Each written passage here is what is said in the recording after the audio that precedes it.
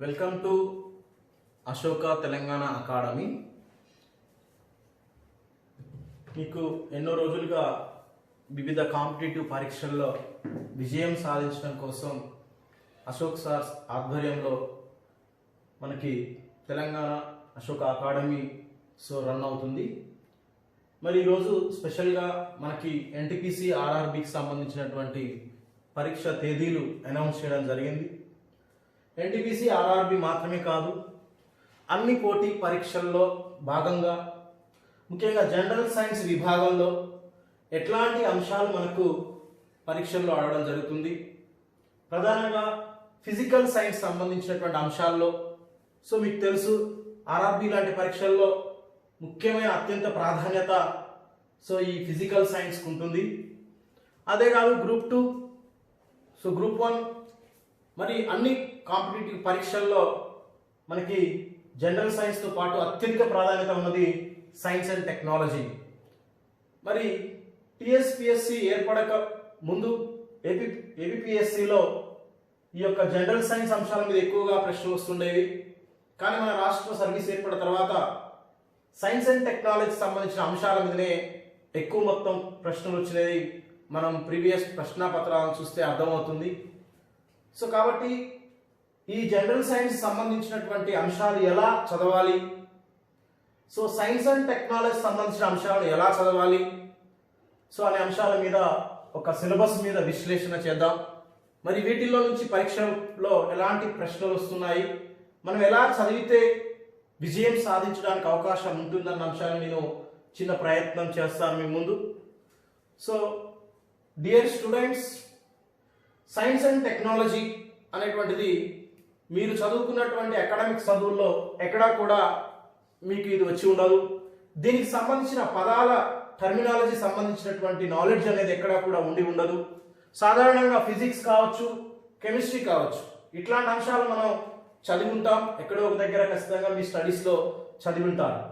కానీ science and టెక్నాలజీకి వచ్చినప్పుడు ఇదంతా కూడా పూర్తిగా మనకు టెక్నాలజీ సంబంధించిన టర్మినాలజీ ఉండేటువంటి అవకాశం ఉంటుంది.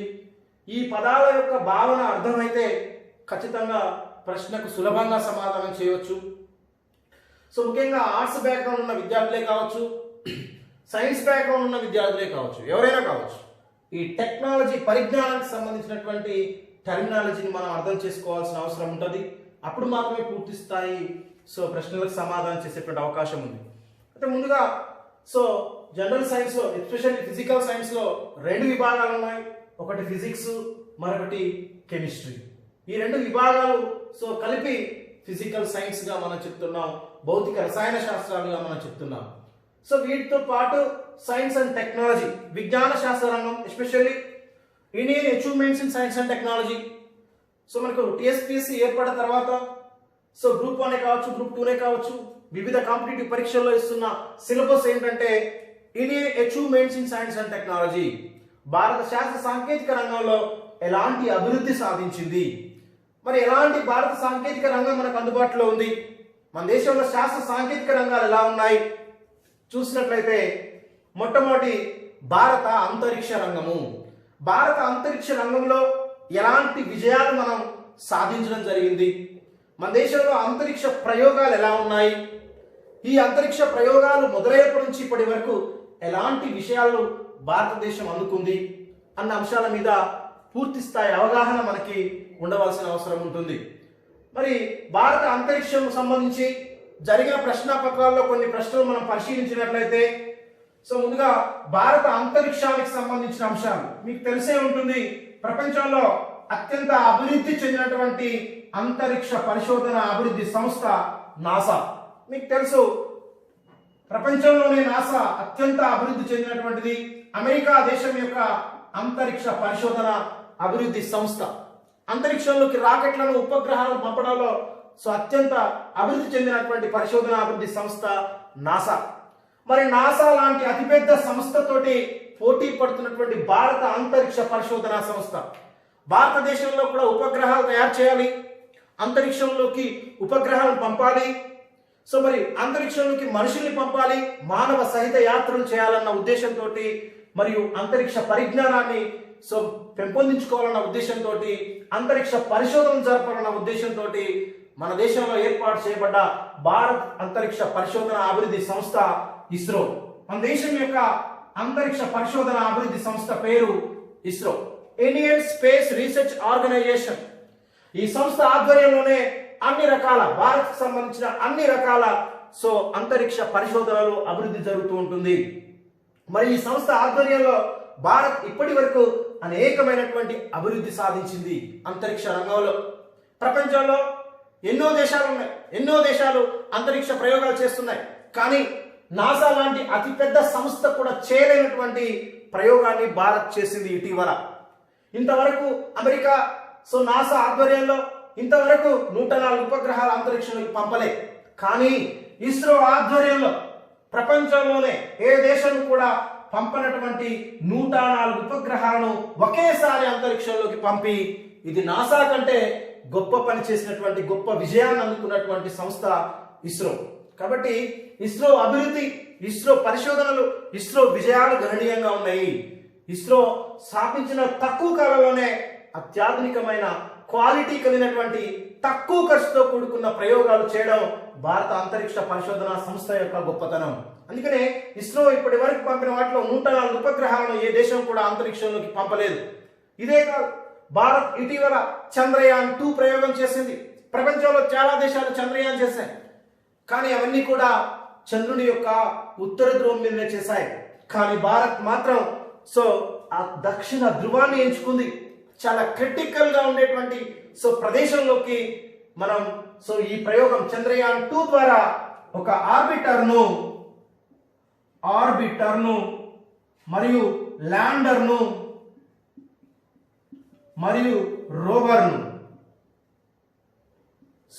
అంతరిక్ష ప్రయోగాల్లో టెర్మినాలజీ చాలా విలువైంది.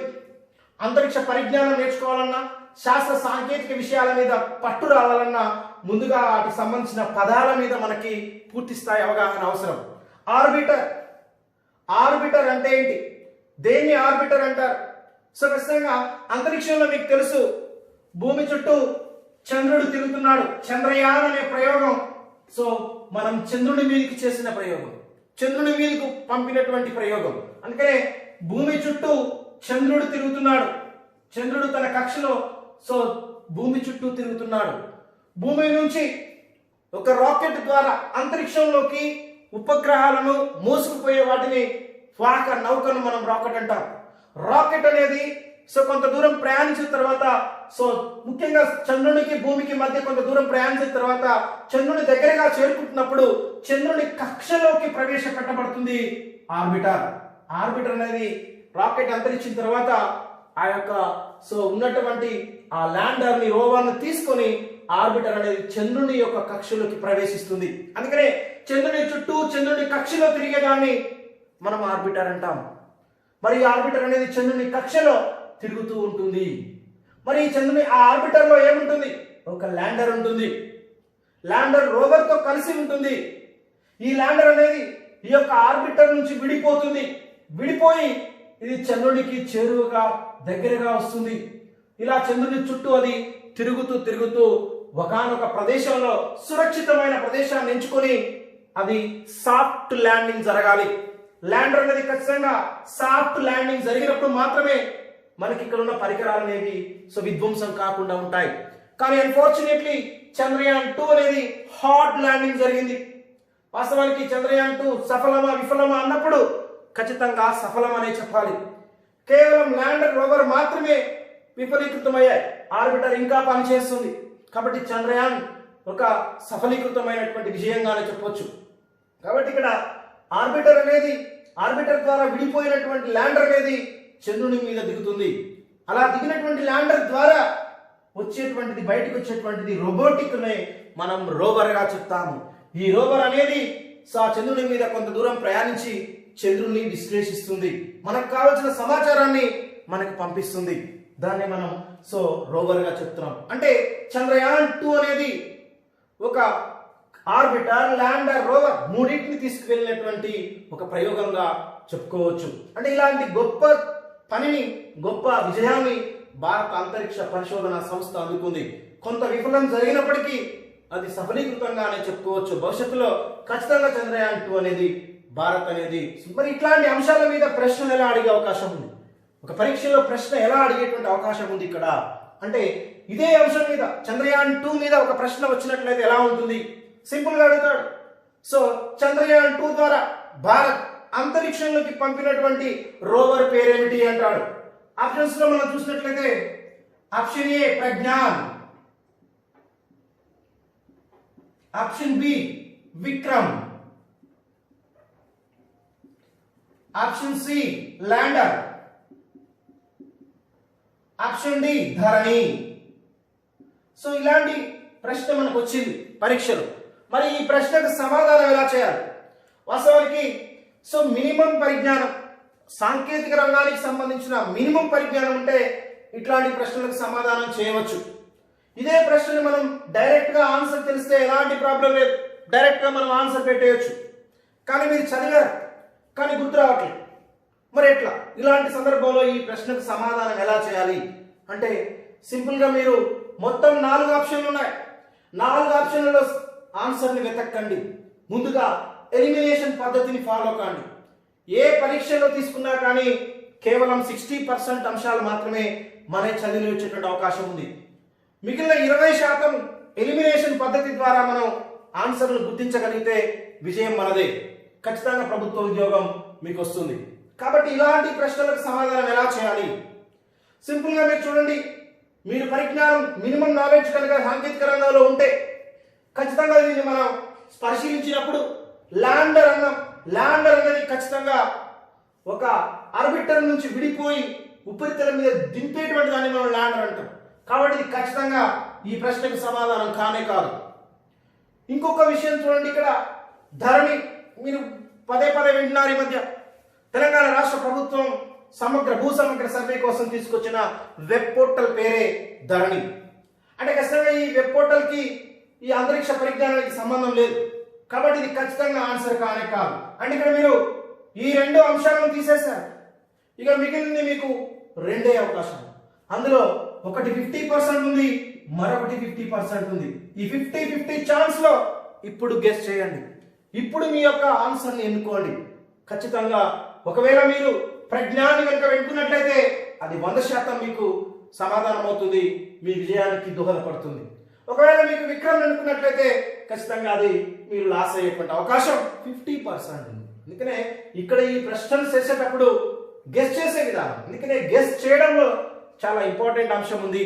ఆ 4 అంశాలలో గెస్ చేయకండి. ఎప్పుడైనా 2 అంశాలను తీసుకొచ్చి అప్పుడు మీ సమాధానాన్ని గెస్ చేయండి. అప్పుడు మీరు ఖచ్చితంగా విజయం సాధించే అవకాశం ఉంది. అంటే ఇలా భారత అంతరిక్ష రంగంలో సాధించిన విజయాలను మనం తెలుసుకోవాల్సిన అవసరం ఉంది. అలానే భారత రక్షణ రంగంలో ఎలాంటి విజయాలు సాధించడం జరిగింది, ముఖ్యంగా భారత రక్షణ చాలా విలువైంది. మరి ఎలాంటి విజయాలు దీంట్లో అందుకుంటున్నాం? ఇటీవల మీరు వినే ఉండొచ్చు, భారతదేశం ఇటీవల ఫ్రాన్స్ నుంచి దిగుమతి చేసుకున్న యుద్ధ విమానం పేరేమి? ముందుగా యుద్ధ విమానం పేరేమి అంటే యుద్ధ విమానాలు రక్షణ రంగంలో ఏమేమి ఉంటాయి? ఇండియన్ ఆర్మీ ఉంటుంది, ఇండియన్ నేవీ ఉంటుంది, ఇండియన్ ఎయిర్ ఫోర్స్ ఉంటుంది. ఈ 3 ఆర్మ్డ్ ఫోర్సెస్ బలంగా ఉన్నప్పుడే భారత రక్షణ రంగం అనేది గొప్పగా ఉంటుంది. మరి ఫ్రాన్స్ నుంచి భారత్ ఇటీవల దిగుమతి చేసుకున్నటువంటి యుద్ధ విమానం పేరేమిటి? చాలా చిన్న అంశం ఇది. ఇలాంటి ప్రశ్న అడిగినప్పుడు ఆప్షన్స్ ఏమిస్తున్నా అంటే బ్రహ్మోస్ అన్నాడు, ఆప్షన్ బి రఫేల్ అన్నాడు, ఆప్షన్ సి తేజస్ అన్నాడు, ఆప్షన్ డి అగ్ని అన్నాడు. ఇలాంటి ప్రశ్నలకు సమాధానం డైరెక్ట్ గా తెలిసి చెప్పొచ్చు, డైరెక్ట్ గా తెలిసి ఉంటే ఆన్సర్ పెట్టొచ్చు. కానీ ఇలాంటి వాటికి తెలియకుండా కానీ సాధారణ పరిజ్ఞానం ఉంటే ఆన్సర్ చేయవచ్చు. ఎలా? బ్రహ్మోస్ అనేది ఏంటిది? ఈ బ్రహ్మోస్ అనేది ఒక క్షిపణి. రక్షణ రంగంలో యుద్ధ విమానాలు ఉంటాయి, యుద్ధ ట్యాంకులు ఉంటాయి, సో యుద్ధానికి సంబంధించిన క్షిపణులు ఉంటాయి, సో యుద్ధానికి సంబంధించిన షిప్పులు ఉంటాయి, ఖచ్చితంగా అనేక విభాగాలు ఉంటాయి దాంట్లో. అందుకని ఈ అస్త్రాల యొక్క విభాగాలు మనకు తెలవాలి. బ్రహ్మోస్ అనేది ఒక క్షిపణి, రష్యా నుంచి దిగుమతి చేసుకున్న అత్యాధునికమైనటువంటి so cruise missile, supersonic cruise missile, అది బ్రహ్మోస్.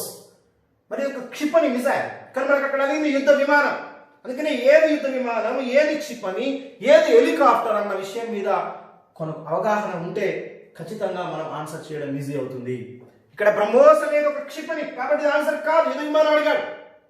అగ్ని భారతదేశం తయారు చేసుకున్నటువంటి అతి గొప్పదైనటువంటి సో డాక్టర్ ఏపీజే అబ్దుల్ కలాం ఆధ్వర్యంలో IGAMDP integrated guided advanced missile development programme IGAMDP Indira Gandhi సారథ్యంలో మరి డాక్టర్ ఏపీజే అబ్దుల్ కలాం సారథ్యంలో మనకి ఐజీఏఎండిపి అనే ప్రోగ్రామ్ తేవడం జరిగింది. Integrated guided advanced missile development programme. ఈ ప్రోగ్రామ్ ద్వారా భారతదేశంలో అభివృద్ధి చేయబడినటువంటి క్షిపణులు అగ్ని, పృథ్వీ, త్రిశూల్, ఆకాశ్, నాగ్ ఇలా భయంకరమైనటువంటి క్షిపణులను తయారు చేయడానికి కీలకమైనటువంటి వ్యక్తి డాక్టర్ ఏపీజే అబ్దుల్ కలాం. సో అందుకని చాలా పరీక్షలు అడిగాడు మనకి. Simple action, the missile men of India, భారత క్షిపణి పితామహుడు అని ఎవరిని అంటారు అన్నటువంటి అంశం మనకు చాలా పరీక్షలు అడిగాడు.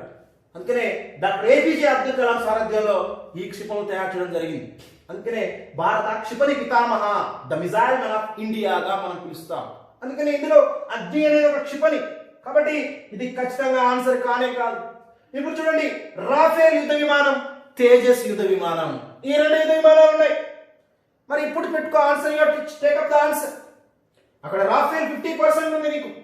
సో 50% నువ్వు గెట్ చేసుకోవాలి. అది ఏది అయితే మీకు కరెక్ట్ గా చూసినట్లయితే మినిమం పరిజ్ఞానం ఉంటే తేజస్ అనేది భారతదేశం తయారు చేసుకున్న అత్యాధునిక తేలికపాటి యుద్ధ విమానం, light weight combat air craft, LCA.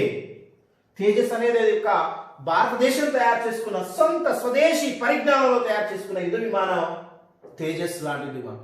కానీ ఇది ఈ ప్రశ్నకి ఇది ఆన్సర్ కాదు, ఎందుకంటే ఇది దేశీయ యుద్ధ విమానం. కానీ మరి ఫ్రాన్స్ నుంచి దిగుమతి చేసుకున్న యుద్ధ విమానం రాఫేల్. అంటే ఇట్లా విశ్లేషణ చేయాలి. ఒక సాంకేతిక రంగంలో ఒక ప్రశ్న వచ్చినప్పుడు ఆ యొక్క రంగాల మీద మీకు అవగాహన ఉన్నప్పుడు, అన్ని రంగాలు, భారత అంతరిక్ష రంగమే కావచ్చు, రక్షణ రంగమే కావచ్చు, భారత అణుశక్తే కావచ్చు, సమాచార రంగమే కావచ్చు, టెక్నాలజీ, నానో టెక్నాలజీ కావచ్చు, బయోటెక్నాలజీ కావచ్చు, క్లైమేట్ చేంజే కావచ్చు, ఇలాంటి అంశాల మీద పూర్తి స్థాయి అవగాహన ఉన్నప్పుడు మాత్రమే మనం ఆ ప్రశ్నకు సమాధానం చేయగలుగుతాము. మినిమం పరిజ్ఞానం ఉన్నప్పుడు మాత్రమే ఆ ప్రశ్నకు సమాధానం చేసేటువంటి అవకాశం మనకి ఉంటుంది. ఇట్లా ఈ అన్ని రంగాల మీద పూర్తి స్థాయి అవగాహన మనకి అవసరము. ఫర్ ఎగ్జాంపుల్, భారత అణుశక్తి రంగం ఉంది. దీని మీద చాలాసార్లు మనకు ప్రశ్న అడిగాడు. భారతదేశం స్వదేశీ పరిజ్ఞానంతో తయారు చేసుకున్న మొట్టమొదటి అణు విద్యుత్ కేంద్రం పేరేమి అనే ప్రశ్న చాలాసార్లు వచ్చింది. ఆప్షన్లలో ఆప్షన్ ఏ తారాపూర్ అని, ఆప్షన్ బి కల్పకం అని, ఆప్షన్ సి రావత్ భట్ అని, ఆప్షన్ డి నరోరా అని ఇచ్చాడు. అయితే ప్రశ్న పూర్తిగా వినాలి. స్వదేశీ పరిజ్ఞానంలో భారత్ తయారు చేసుకున్న మొట్టమొదటి అణు విద్యుత్ కేంద్రం ఏది? అయితే మనకి ప్రశ్న మొత్తం వినే అలవాటు ఉన్నారు చాలా మంది. సో కాంపిటీటర్స్ కి మొట్టమొదటి అణు విద్యుత్ కేంద్రం అనేది చూస్తారు తప్ప దాని మీద ఉన్న స్వదేశీ పరిజ్ఞానం అనేటువంటి అంశాన్ని మనం పెద్దగా పట్టించుకోము. కాబట్టి ఆ ప్రశ్నకు సమాధానం మొట్టమొదటి అణు విద్యుత్ కేంద్రం భారత్ తయారు చేసింది, భారత్ సొంతంగా చేసుకున్నటువంటి అణు విద్యుత్ కేంద్రం Kalpakkam, Indira Gandhi nuclear power station. మరి తారాపూర్ ఏంటిది? కెనడా సహకారంతో భారత్ నిర్మించుకున్న అణు విద్యుత్ కేంద్రం తారాపూర్. అంటే ఇలాంటి ప్రశ్నలు చేసేటప్పుడు ఖచ్చితంగా పూర్తి స్థాయిలో ప్రశ్నను చదవాల్సినటువంటి బాధ్యత కూడా మన మీద ఉంటుంది. అప్పుడు మాత్రమే సరి అయినటువంటి సమాధానాన్ని మనం గుర్తించగలుగుతాం. కాబట్టి ఒక విజ్ఞాన శాస్త్రమనే కాదు, ఏ శాస్త్రమైనా సరే మనం ఫాలో అవుతున్నప్పుడు పూర్తి స్థాయి అవగాహన, ఆ అంశం మీద మనకు పూర్తి స్థాయి అవగాహన ఉన్నప్పుడే సరి అయిన సమాధానాన్ని మనం ఎంచుకోగలుగుతాం. కాబట్టి సో విద్యార్థులు ఖచ్చితంగా పూర్తి స్థాయి అవగాహన, వాటికి సంబంధించిన పూర్తి స్థాయి అవగాహన మనకు ఉన్నప్పుడే ఈ యొక్క సైన్స్ అండ్ టెక్నాలజీ విభాగంలో పూర్తి స్థాయి అంశాల మీద కమాండింగ్ నేర్చుకున్నప్పుడే మనం విజయం సాధించడం ఉంటుంది. అందుకనే టెక్నాలజీ పదాలు కొంత టెక్నికల్ గా ఉంటాయి. అట్లాంటి పదాల మినిమం పరిజ్ఞానం నేర్చుకున్నప్పుడు ఆ బిట్ చేయడం చాలా ఈజీ అవుతుంది. సో ఇదే కాదు, ఎన్టీపీసీ, ఆర్ఆర్బి నోటిఫికేషన్ సంబంధించినటువంటి డేట్లు వచ్చాయి. మనకి పరీక్ష జరిగేటువంటి అవకాశం డిసెంబర్లో జరుగుతాయని మనకి డేట్స్ కూడా ఇవ్వడం జరిగింది. మరి అలాంటప్పుడు ఈ పరిస్థితుల్లో ఫిజికల్ సైన్స్ అత్యంత ముఖ్యమైనది. చాలా ఎక్కువ అంశాలు, ముఖ్యంగా ఆర్థమెటిక్ రీజనింగ్ తర్వాత ఎక్కువ అంశాలు మనకు ఫిజిక్స్, కెమిస్ట్రీలో ఉన్న అంశాల నుంచి ఎక్కువ బిట్లు వచ్చేటువంటి అవకాశం ఉంది. ఈ సందర్భంలో మనం ఖచ్చితంగా ఈ యొక్క ఫిజిక్స్ మరియు కెమిస్ట్రీ సంబంధించిన విభాగం మీద పూర్తి స్థాయి అవగాహన ఉండాలి. సాధారణంగా ఫిజిక్స్ లాంటి అంశాలు తీసుకుంటే ప్రశ్నలు ఎలా వస్తున్నాయి. ఇది రైల్వే విభాగానికి సంబంధించినటువంటి అంశం తీసుకున్నాం. రైల్వేనే కాదు, ప్రతి ఉద్యోగాల్లో కూడా, ప్రతి కాంపిటీషన్లో కూడా వీటి నుంచి ప్రశ్నలు వచ్చిన సందర్భాలు చాలా ఉన్నాయి. కాబట్టి పూర్తి స్థాయి అవగాహన ఎలా. ఒక ఉదాహరణకి నిత్య జీవితం, ఇది జనరల్గా ఎలాంటి సైన్స్ అంటే నిత్య జీవితంలో సైన్స్. ఫిజిక్స్ అంటే ఏదో పెద్ద ఫార్ములాలు ఏదో తెలుసుకోవాలన్నటువంటి అవసరం లేదు. 10th standard NCERT 10th standard వరకు ఉన్నటువంటి సిలబస్ మీద పూర్తి స్థాయి అవగాహన ఉంటే వీటి మీద పూర్తి స్థాయిగా మనం విజయం సాధించవచ్చు.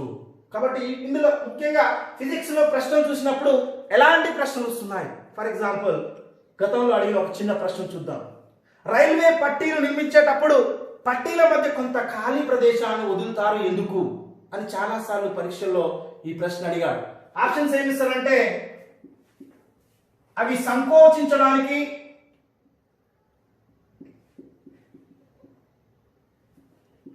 వ్యాకోచించడానికి,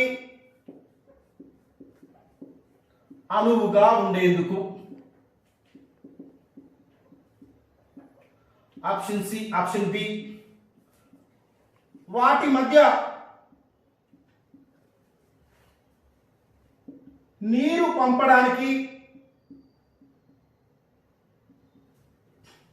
ఆప్షన్ సి ఉష్ణం విడుదలైనప్పుడు స్థిరత్వాన్ని పొందడానికి.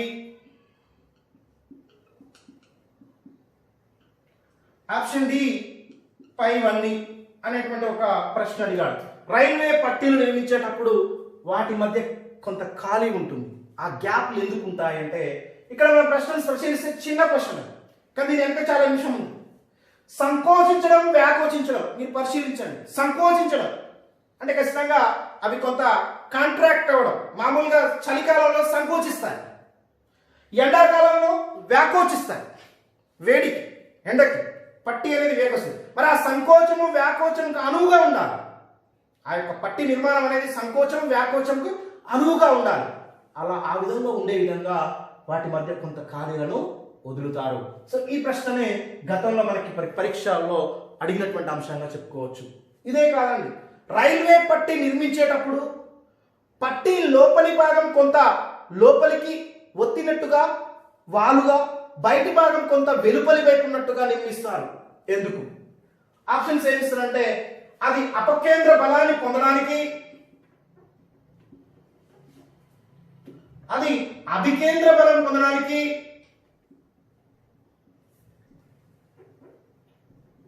ఆప్షన్ సి అది సరేఖీయంగా ఉండడానికి,